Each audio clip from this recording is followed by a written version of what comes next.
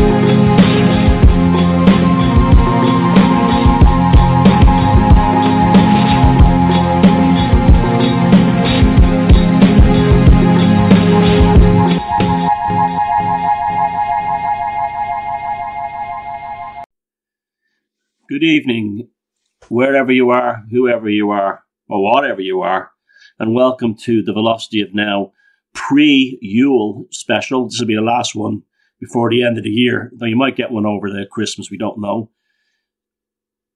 Velocity of Now with me, your host, Thomas Sheridan.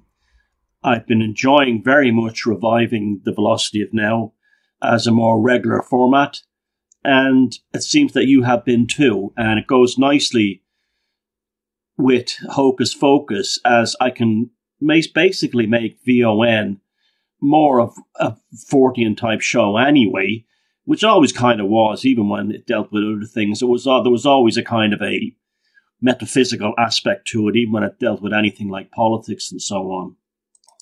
So I hope you're all keeping well, and you're all safe and sound, and you're getting ready to begin the new year. 2024 should be a fascinating year. And I've got a few projects to look forward to myself, and I hope you're keeping creative. It's always a nice time, this period over Christmas, the darkness and so on. This is why the concept of ghost stories and so on crept into the Christmas idea.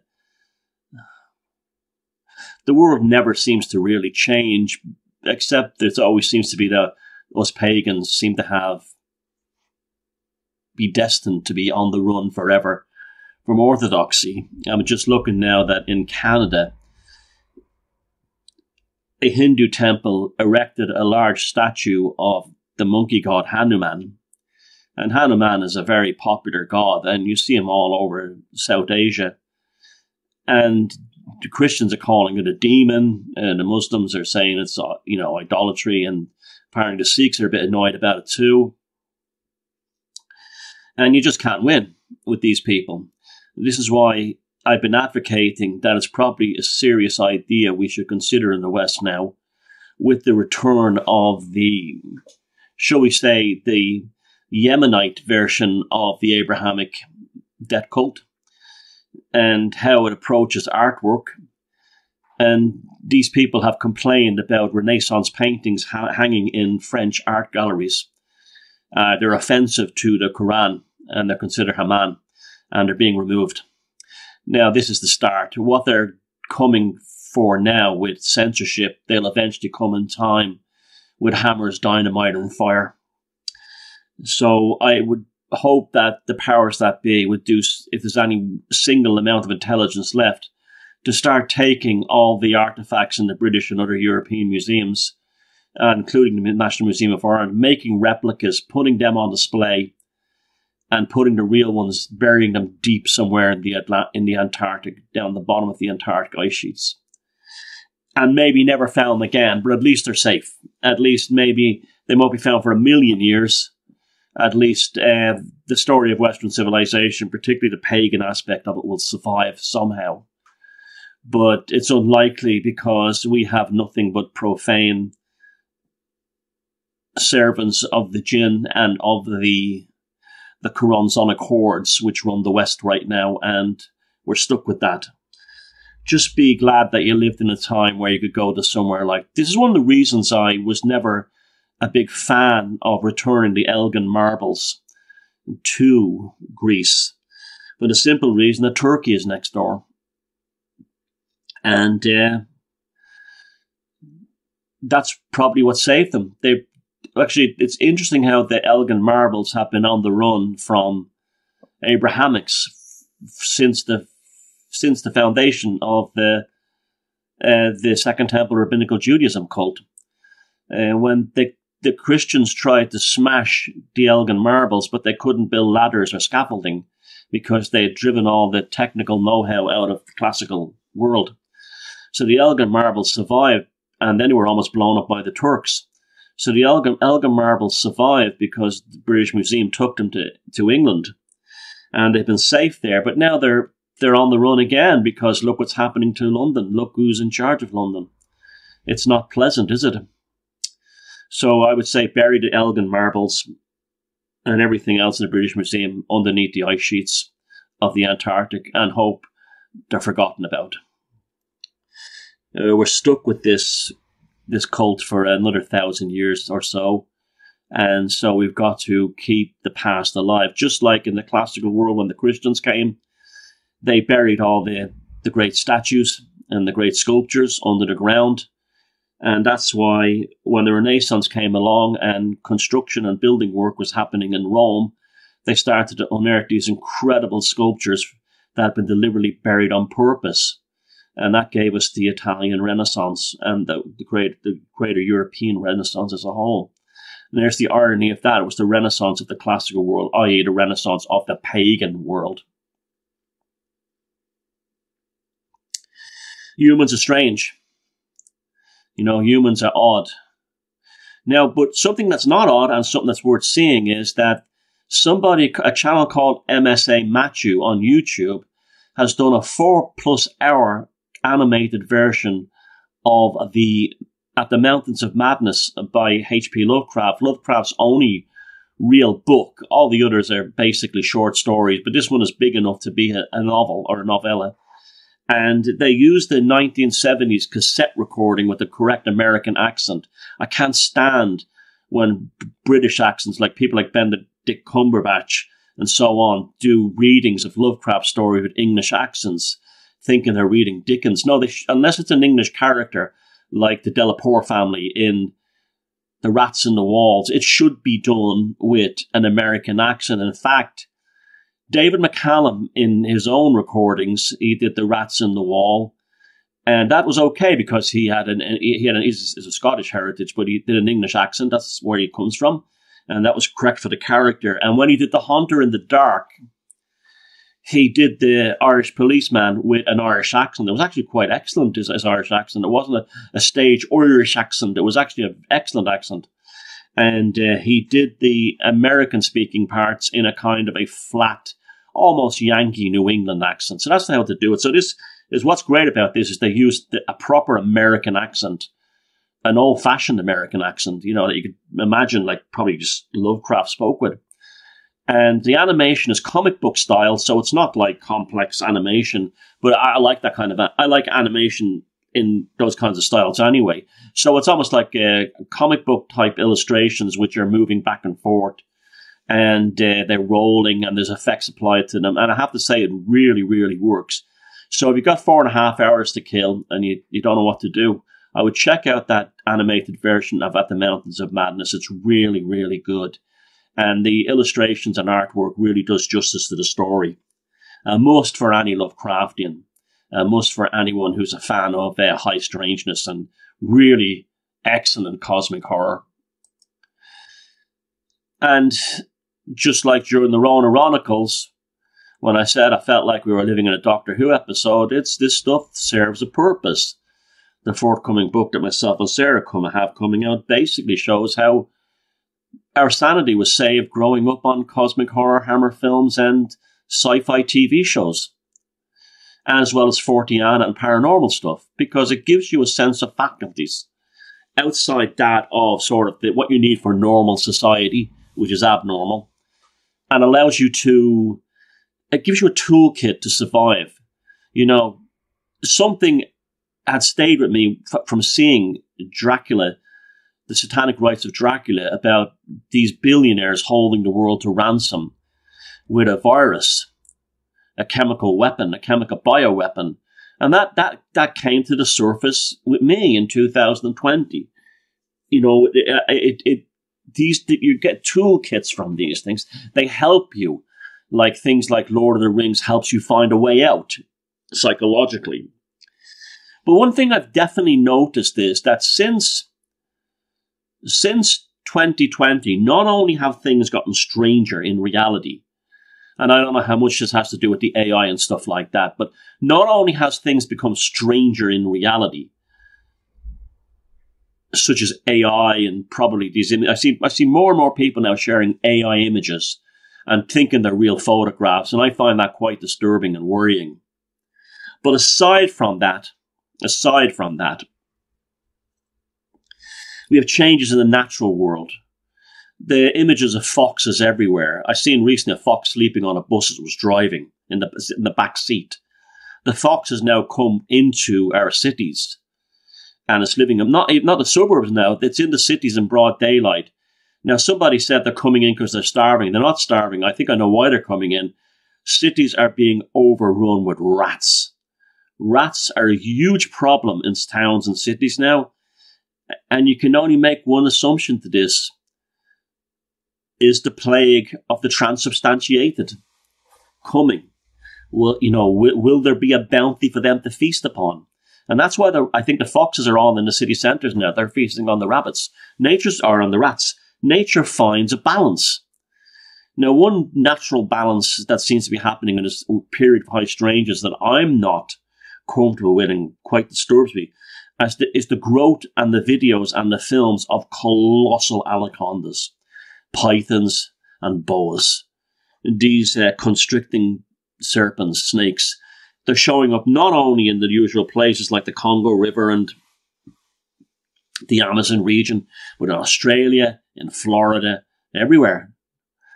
Now, these things are growing to a colossal size all of a sudden. And you think to yourself, well, it's only because everyone has a camera phone now that they can film these things. But no, if you go to the stories and you read up on the forestry workers, they say, we've never seen them this size before. They're suddenly 3 or 4 times the size they should be. I mean, to see some of them crawling across a roof in Australia, and the thing looks, it's dinosauric in size. Another one hanging off a construction thing, and the intense ones I've seen, it's like something out of Jurassic Park, where a colossal anaconda takes a swipe at a van that's driving down a country road somewhere in South America or wherever, and hits the van with such force and speed that the van shakes. And the head of the anaconda is probably about the size of, I don't know, a meter long, just its head. And when the mouth is open, you could put like a basketball bigger inside it. The things are huge. So this is all probably part of the wave function collapse and also the melting and dissolving of reality. Now, not only has that created a new form of Forteana and paranormal that I can talk about here on Vaughn forever, or Sarah can do on her channel, other people can do on their channels, but it's also caused us to re-examine the Forteana of the past. And when you start looking back at old Fortean stories, they take on new dimensions and aspects that have been barely mentioned.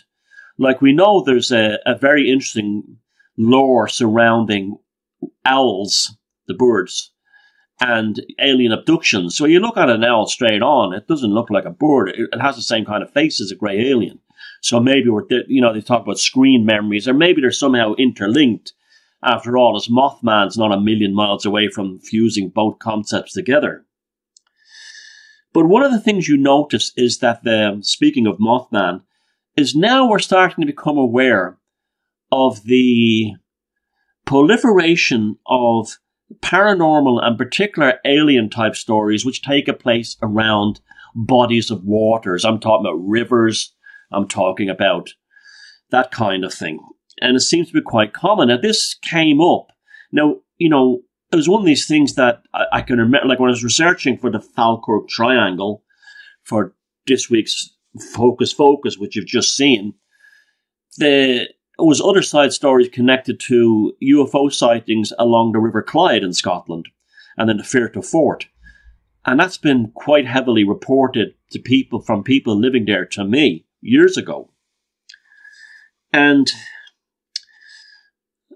other rivers, it's not surprising now that rivers in Ireland are all named after supernatural beings, mostly goddesses, because the river seems to have a far more esoteric potency in terms of paranormal and Fortean type events than previously we haven't fully appreciated. Now, we know about the Mersey in Liverpool. Now, the Mersey is only 40 miles long. That's for such a major river, especially when it gets to the estuary between Liverpool and Birkenhead. It's a colossal wide river.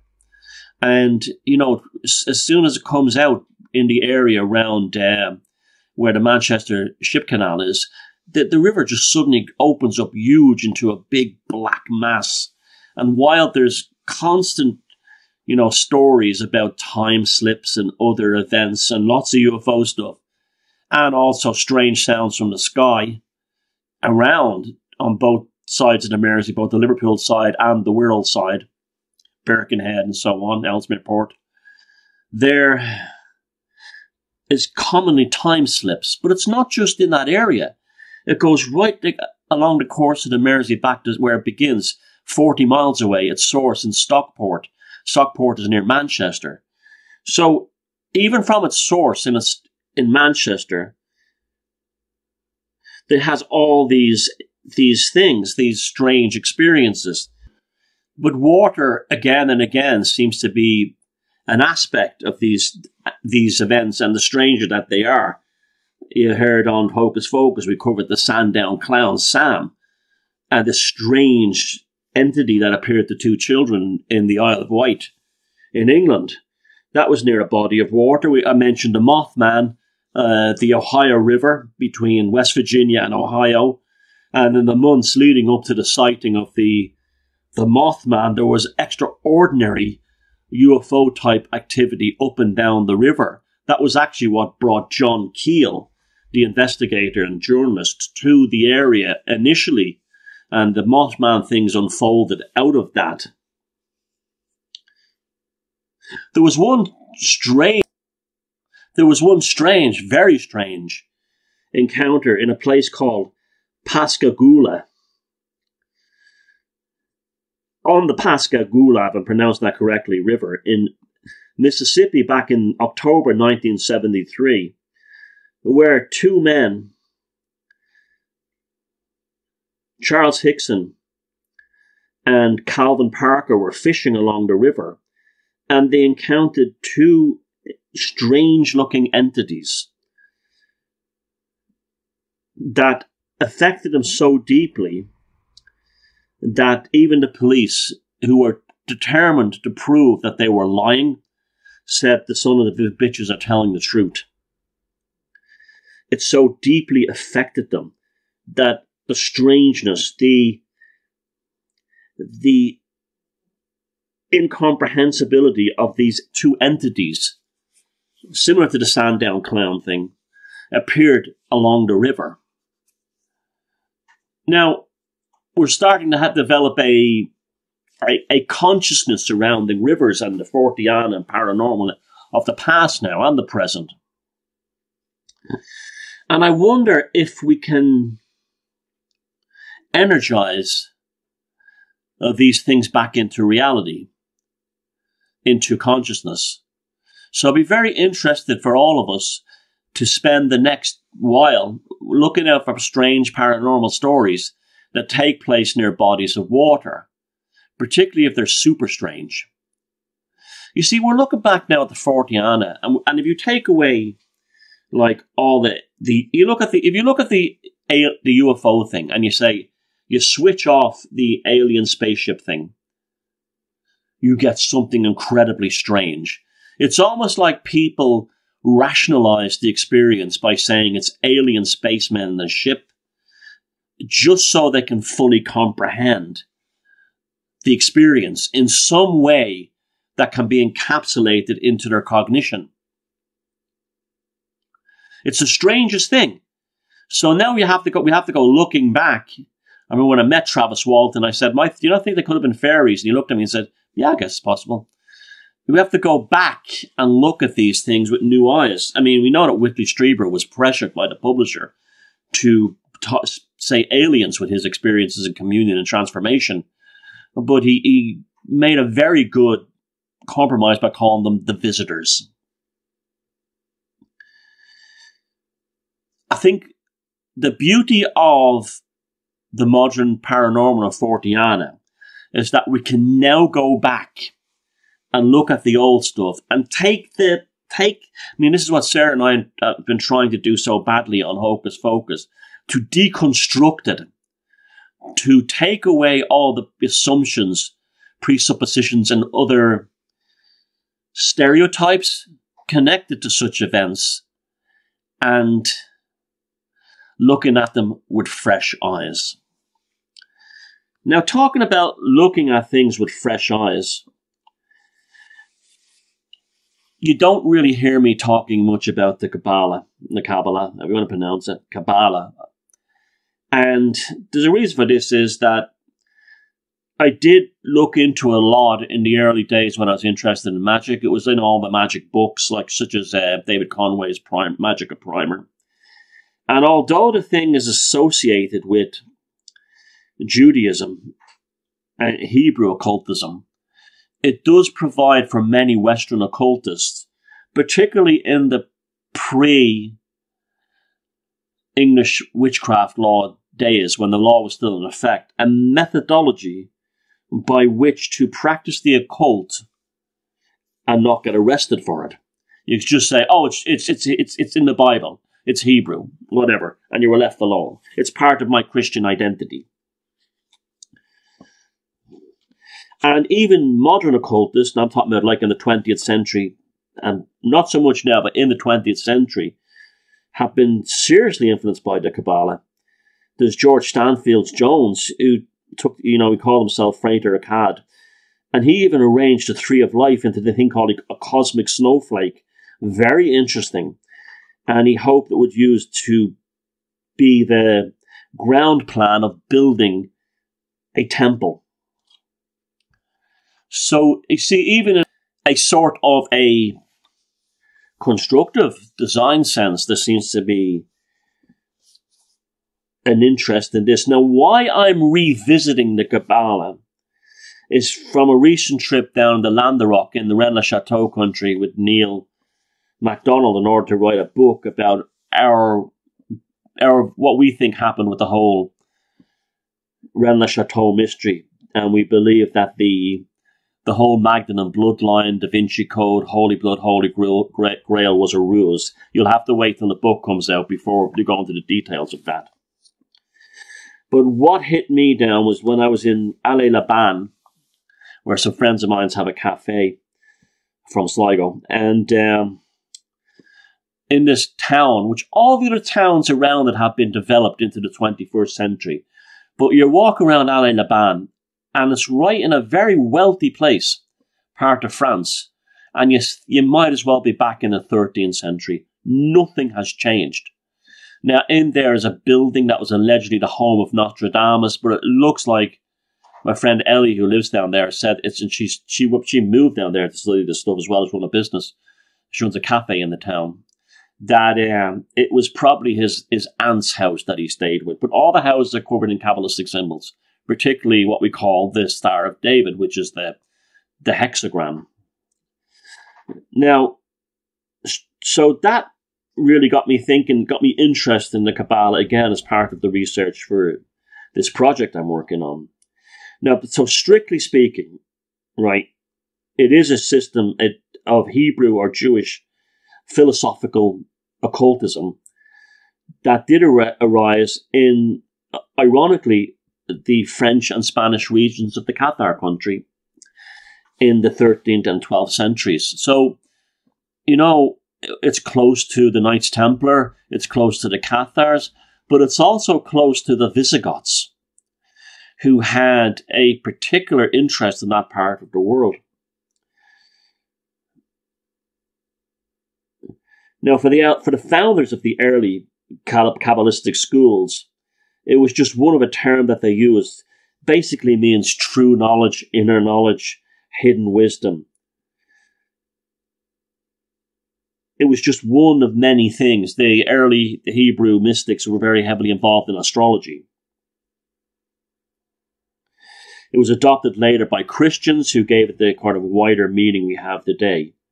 Now, Kabbalah and its various English spellings of the Hebrew word is a more correct transliteration is Kabbalah or Kabbalah, meaning receiving or that which is received. Allegedly, or according to lore, by the 2nd and the 3rd centuries AD, so at the time of the early years of Christianity, the word had a technical sense of tradition, especially those traditions that would be handed down through verbal word of mouth, distinct from those that would be written in the scriptures. So you had the sacred scripture written down in Hebrew, and then later on Latin, and then you had the Kabbalah or Kabbalah, which was the spoken tradition. Now, back in its early days, it didn't have this sort of secret or mystical connotation. It was just a ceremonial part of the Hebrew religious traditions. Now, again, with the Hebrew mysticism and religious traditions, the origin of that is really obscure. There are lots of prophetic and visionary and all kinds of apocalyptic sections in the Old Testament, that's the Torah, and they played, they kind of affected or influenced Western lore about them, like Daniel's visions, Ezekiel's wheel, and so on. But there was no real, sense that these could be seen as part of a continuous mystical or esoteric tradition. What's known as that the earliest fully articulated mystical systems that, a historian of Judaism can find is the Merkabah, or Merkabah, the throne of mysticism. Now, the Merkabah flourished in the 4th century and all the way to the 10th in the Palestine and Babylonian regions of the Eastern Mediterranean and into the Semitic world.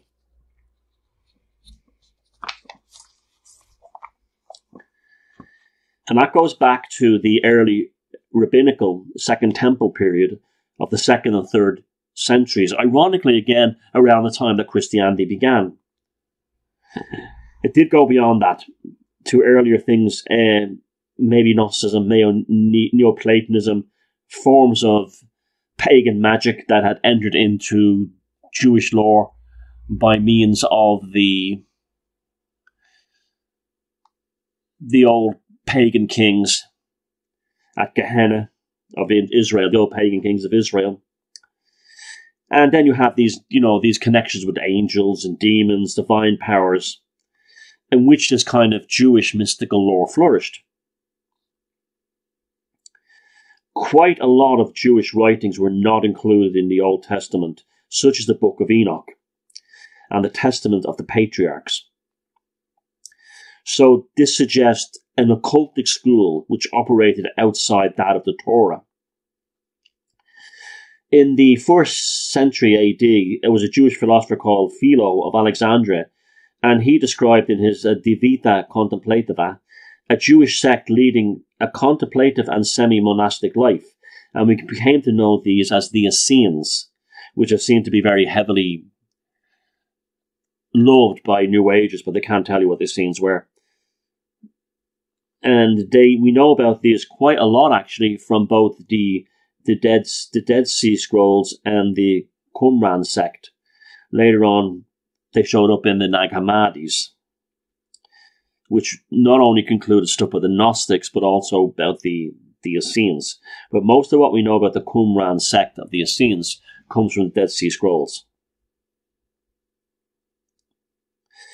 It was their magic, their mysticism, their occult was basically built on angelology and magic.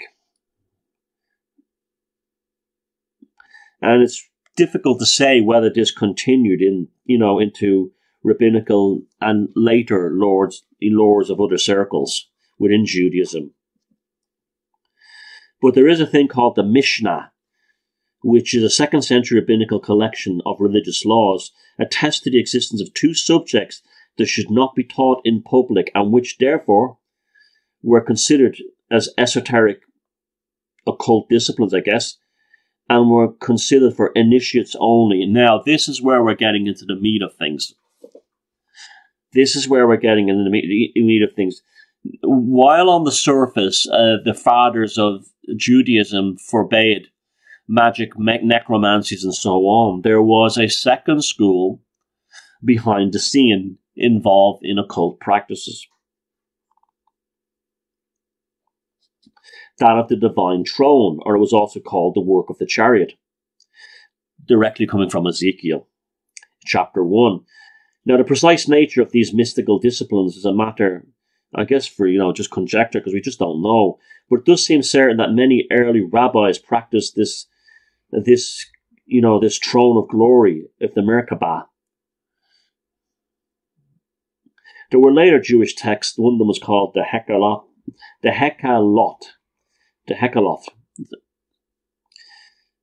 And it believed that the ascent of the soul going to heaven and the perils of the soul encountered during these ascents are described realistically and convincingly, like a form of mysticism of the rising of the soul to heaven. Now, this suggests an initiative steps towards enlightenment, where the concept of the soul going to heaven is more of an allegory than an actual, a religious, philosophical, theological concept.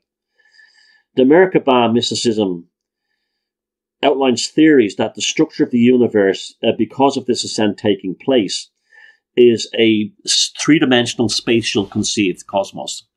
Now, this is really interesting stuff.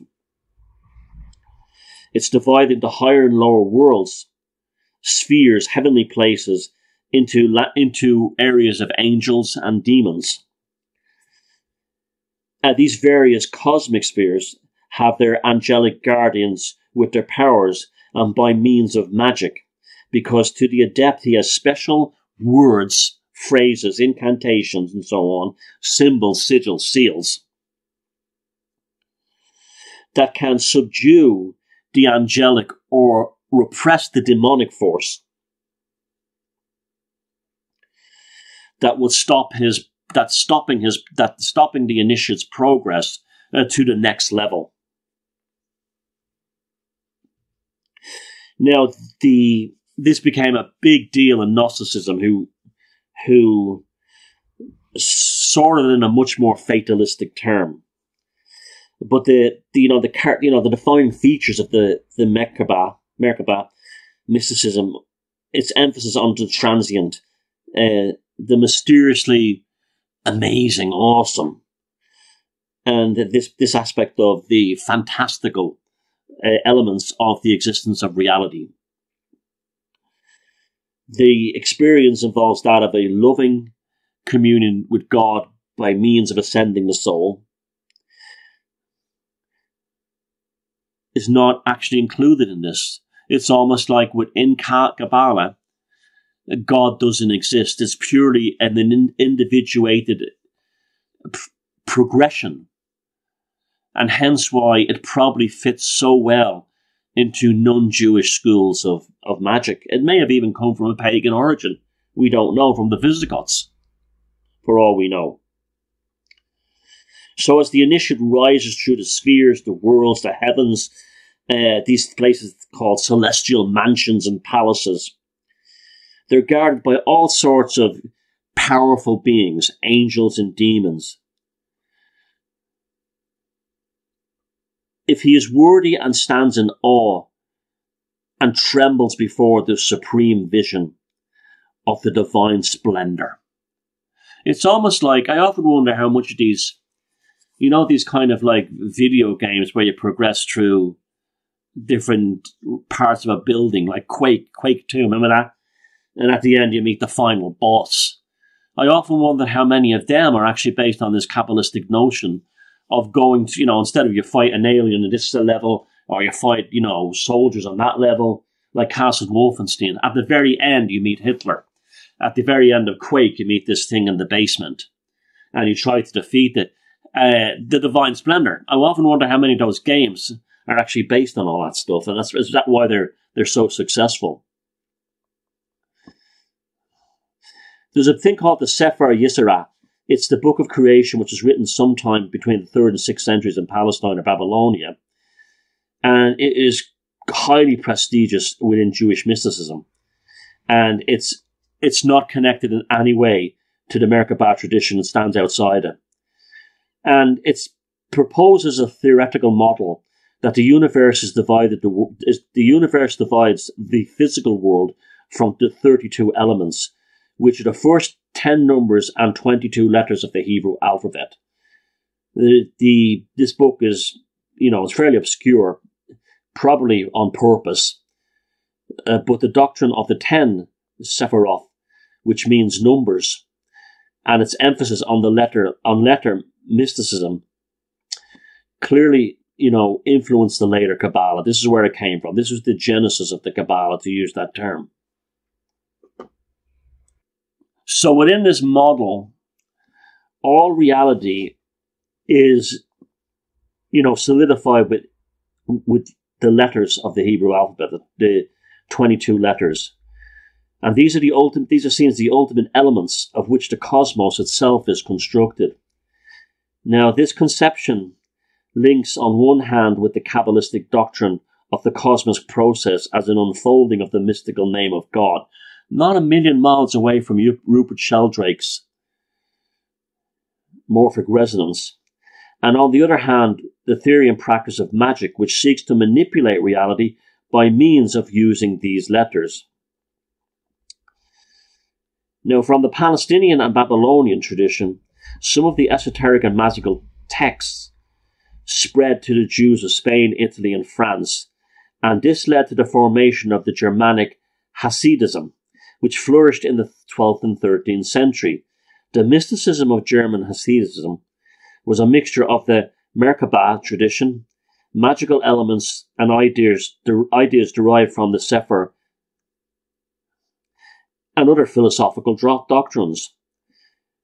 The practical emphasis was on piety, humility, and self-effacement, and on discipline, and the practice of devotional contemplation, and in particular prayer, in the form of a meditation on the Hebrew letters and their numerical value. So this is why you have like these Orthodox Jewish scholars in groups like the Pavlovich, who are actually, their actual life and their job is to meditate on letters and numerical values in order to protect and maintain the structure of physical reality.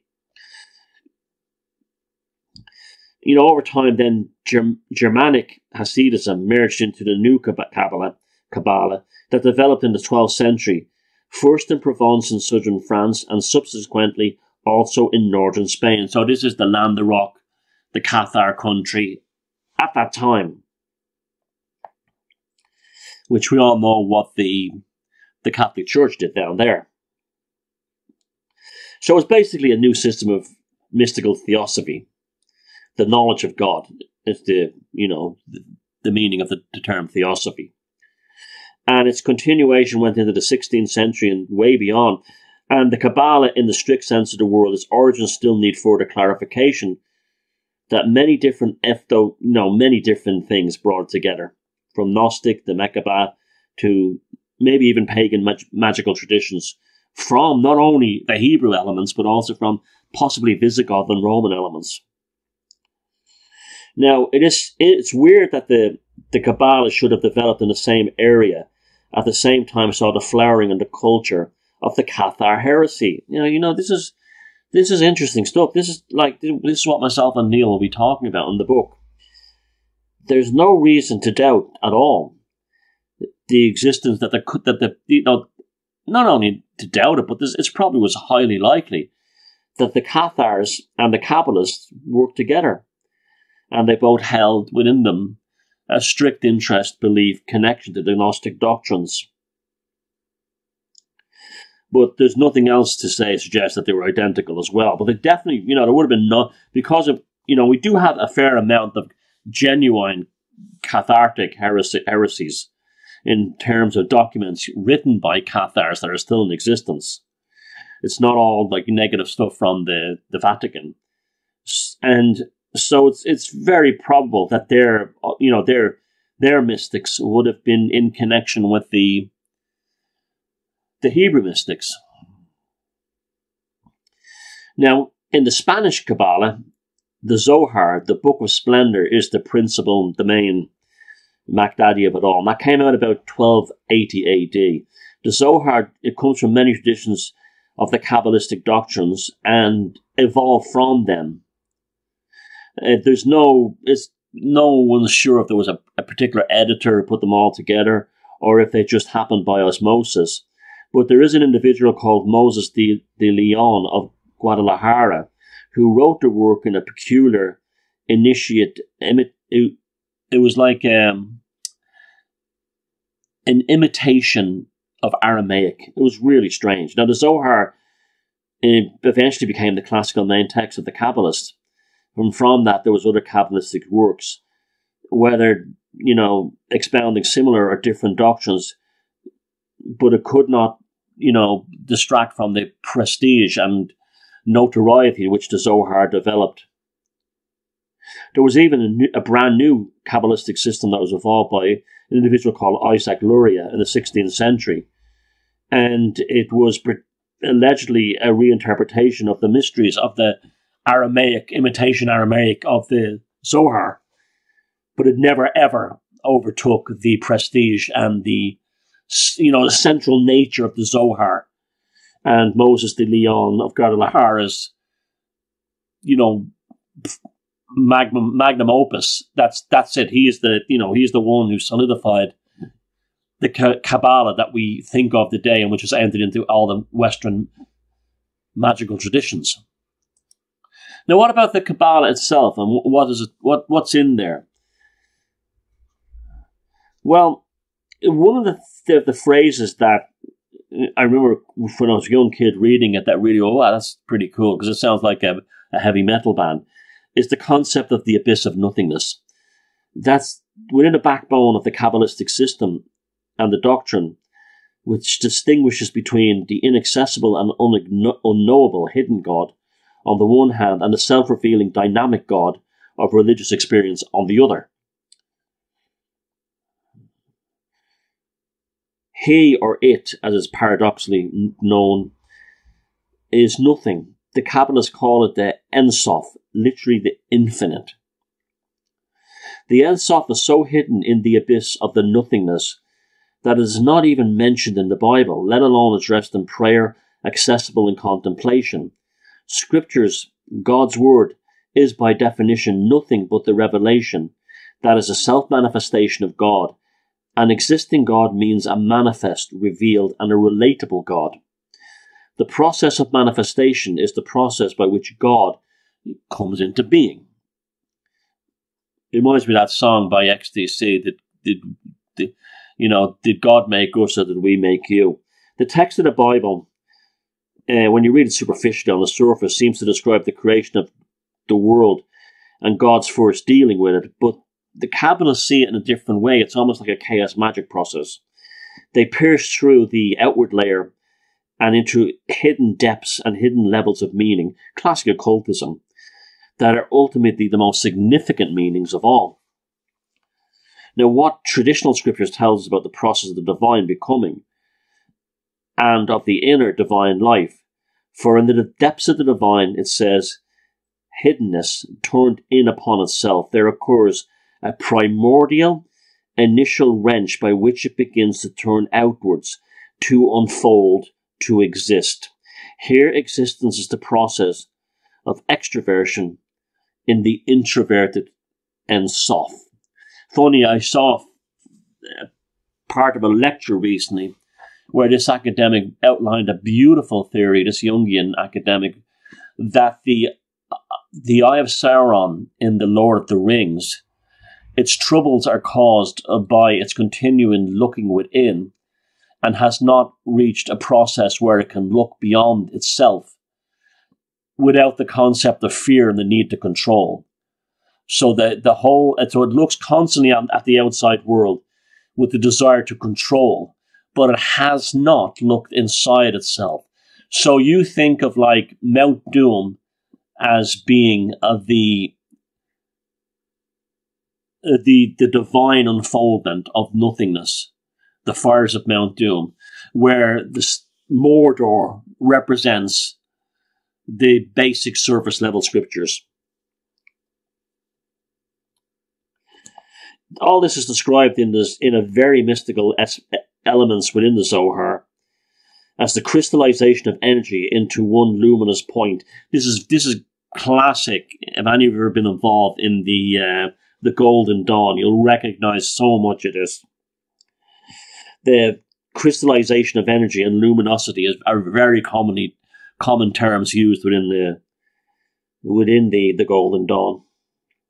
The process of emanation has started. Kabbalistic writings use the term emanation rather than creation. Again, an unfoldment from within. And the Bible says create, they interpret as a sense of emanate. So this is the concept of building reality from within inside. An emanation is something which has flowed out from the source. Again, reminds me an awful lot of Rupert Sheldrake's theories, doesn't it? Doesn't it remind you of that? Morphic resonance. I mean, I just have to stop and it just popped into my head. I heard this before in other ways. As distinct from which something that has been created by the maker. The maker, in M-A-K-E-R, in this sense, is God, the creator of the universe, in the traditional, Judeo-Christian, as they say, sense. So this theory of an emanation from God is a way of providing links between many different phenomena of the world and the spiritual oneness in which all things have their source. But the Kabbalists use the theory of emanation not so much for that specific purpose, but for the procession of the fullness of the divine being from the hiddenness of the divine nothingness or non-being. The dynamic fullness of the life divine is described in a complex organism consisting of 10 emanations, potencies or focal points called Serathoth. These potencies are not 10 gods, but 10 aspect stages or manifestations of the living deity.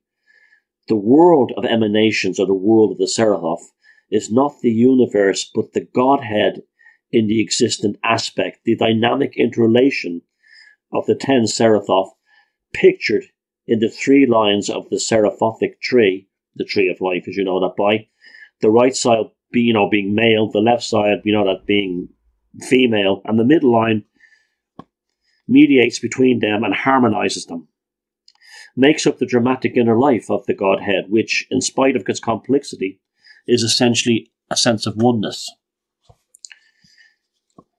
Now, within Orthodoxy, it's held that dualism between the hidden and the manifest God, as well as the doctrine of the Serathoth, to be departures from strict Hebrew monotheistic theology, and that's very true. The Kabbalists had some of their greatest luminaries in the Orthodox Jewish camp, and were speaking of a profound mystery, and that mystical understanding of the divine unity was precisely their main concern. They were like, they were trying to say to themselves, are we acting, are we blaspheming by becoming gods doing this?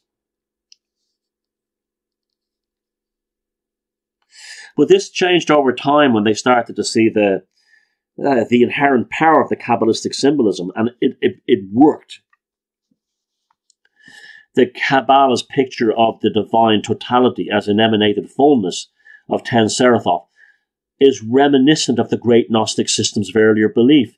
But whereas the Gnostic Plemora, the idea of fullness, the realm of the divine consisted of hundreds of them actually, aeons and powers, the Kabbalistic world of the Serathoth is reduced to a manageable 10.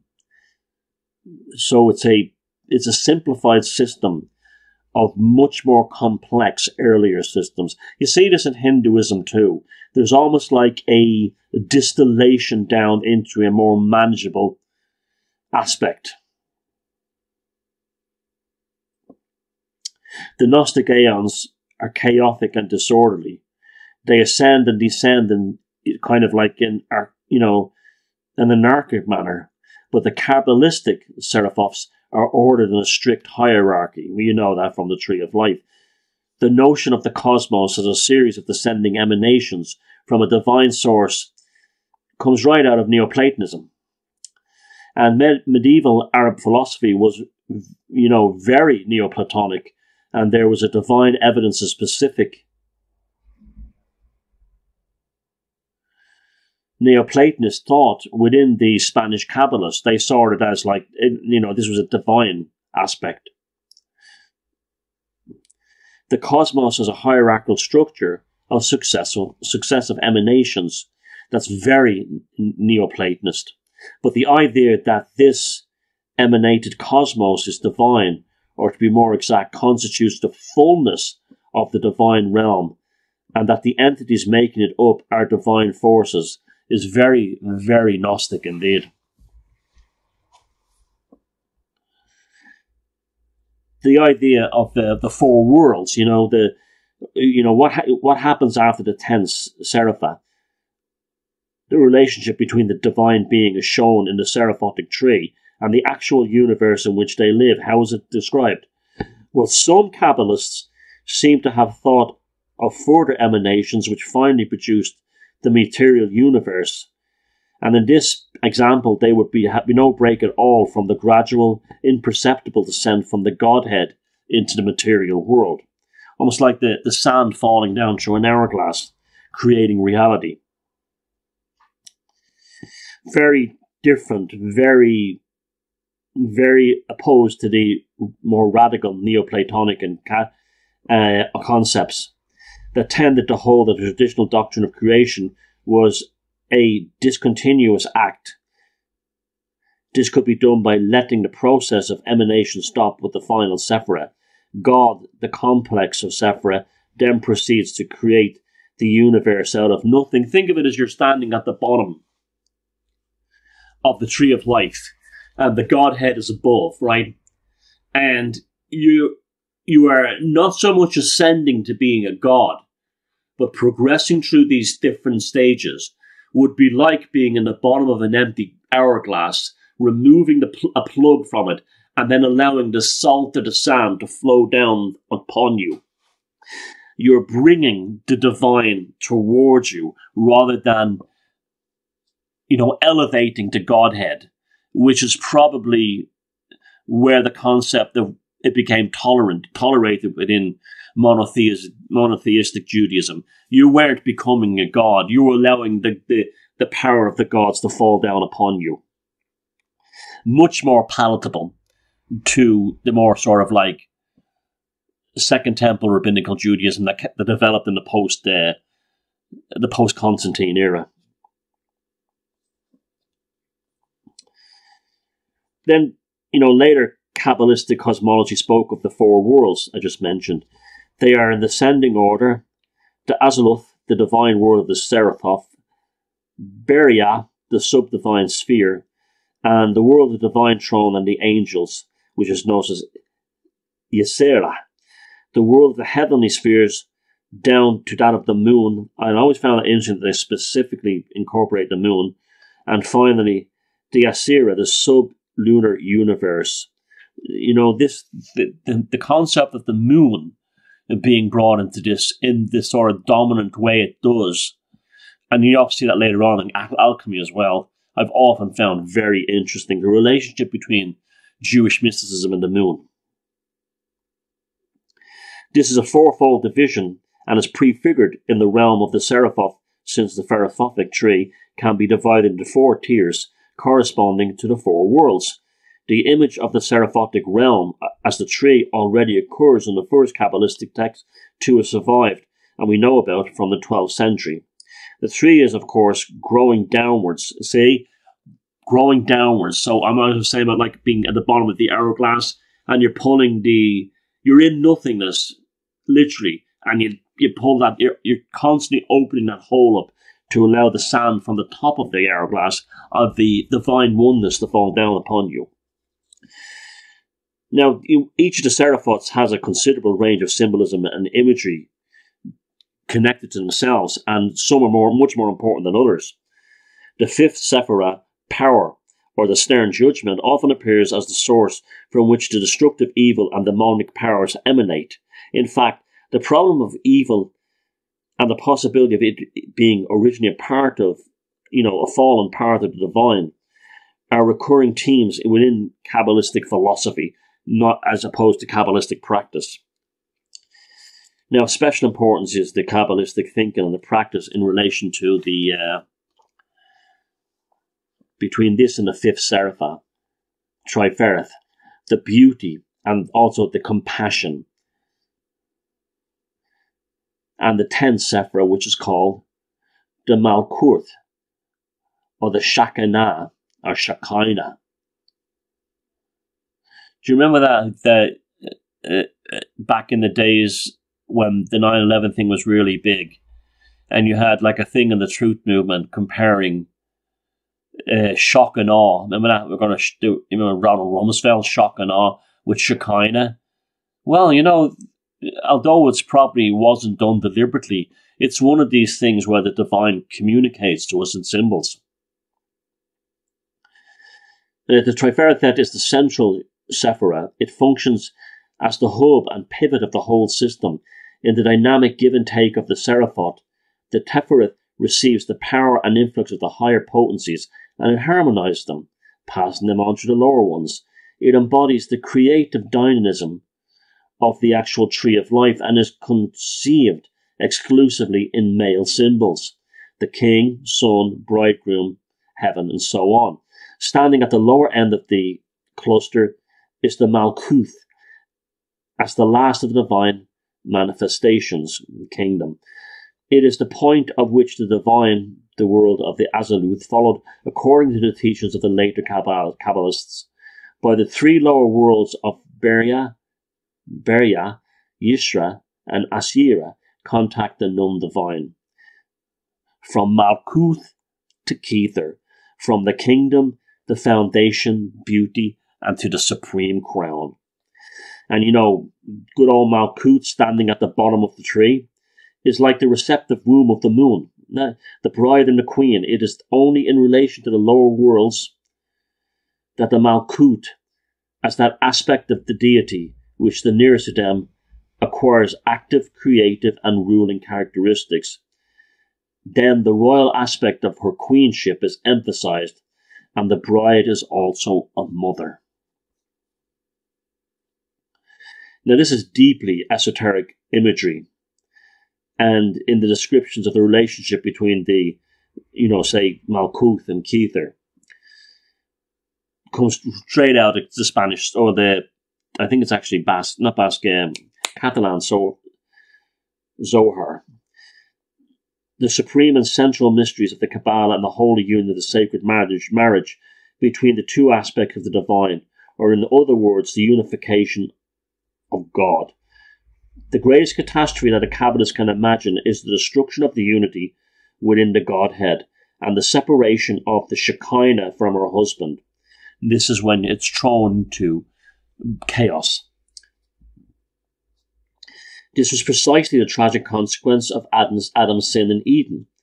It is thus really the fate of man and God, that is at the core religion of the efforts, both in good works and mystical contemplation, and should be directed to one end of promoting the wholeness of God, the union of the male and female within the divine fullness.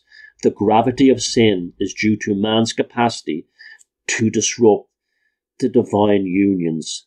Man's greatness consists of his capacity to restore the lost union. And that was the reason why I wanted to bring the Kabbalah into this episode of Vaughn. We are living in a time, because of the trans culture, where the divine union is broken. Although we still have X and Y chromosomes within the catastrophic departure of the Shekinah, which we see in everything from males competing in female sports pretending they're women, and all the way through how role models and gender things is causing absolute chaos within society, not just within traditional relationships, but also the annihilation of reality is happening. This is one of the reasons when this whole trans thing took off, I took notice, because the divine union is not only subject to Kabbalistic or Jewish mysticism or alchemical thoughts, but it's also in every single mystical tradition. The Shekinah has been separated and the chaos has begun. This is me, Thomas Sheridan. I'll leave you to ponder on that one, and we will come back for more Vaughns soon. And look after yourselves, and feck 'em if they can take a joke. Loads of love. Enjoy your holidays, and good night.